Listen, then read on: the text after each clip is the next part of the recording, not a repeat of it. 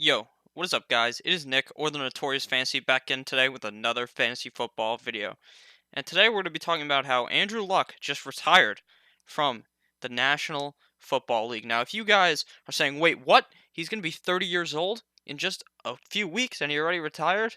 I'm just as shocked as you. He says he was mentally worn down and is now checking out. He said that he just didn't love the game anymore because of how much he was getting hurt and all that.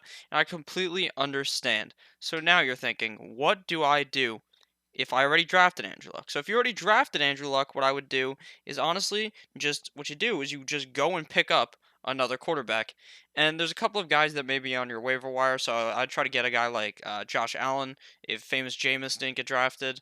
Lamar Jackson, all those kind of guys are guys you want to get on your team if Luck is out. Now, if you already drafted Luck, you had to have known about his injury and that was a risk, but I really just did not see him retiring. So that is obviously quite scary. Now, the fact that the fans booed him on the way out has to be the most disrespectful thing I've ever seen. Andrew Luck had played pretty well for them in the few years he was in the NFL. Since 2012, I believe he was drafted. He made it past RG3, who looked like he was getting hurt every 7 seconds. But I think that at the end of the day, Luck just wasn't happy, so that's why he retired. So now, what do you do with the rest of the Indianapolis Colts? That is the real question to be had here. So, what you could do is just completely fade the whole position, because how good could Jacoby Brissett really be? Or not fade the whole position, but fade the whole team. You could say Ebron's not going to be as good. In my opinion, none of the tight ends will be as good because no one targets a tight end like Andrew Luck. Andrew Luck loves targeting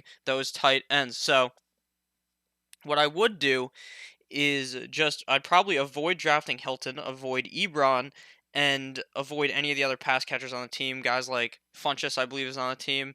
Paris Campbell, those kind of guys, I would just avoid. So now I would just really the only guy I'm really drafting now on Indianapolis is Marlon Mack. Now a lot of people are against drafting Marlon Mack now because now they're not going to be playing as well. They're still going to play pretty good, but the thing is, I feel like Ty will depend on Jacoby Brissett, or not Jacoby Brissett, on Andrew Luck. And now with Jacoby Brissett, we don't really know how great he will be, if I'm being completely honest. Now, I think T.Y. Hilton's value may end up falling. Like his ADP in the drafts may end up falling. He was originally like a second or third round pick kind of a guy. If he falls like the fourth or fifth round, I'd still definitely be willing to pull the trigger on a guy that is a great wide receiver, because I think Jacoby Brissett really isn't that bad, but it definitely hurts all of their value, even Marlon Mack.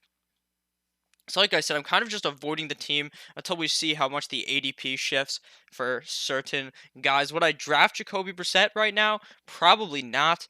Would I play him on a bye week fill-in? Potentially, if he's in a good matchup. But right now, I would just stay away from a lot of these Colts players and just see what happens. If you're drafting right now, if you're in the middle of a draft and you just saw this happen, you're watching this video, just don't draft any Colts players and just wait until their ADP shifts and they get moved down far enough for you to be willing to take the guys. So thank you guys all for watching this video. If you did enjoy, please click that subscribe button. It really mean a lot to me, and it's going to mean a lot to you because I'm going to help you guys dominate your fantasy football league, like I say in every single video. So thank you guys all for watching. Have a great goddamn day. Goodbye, guys.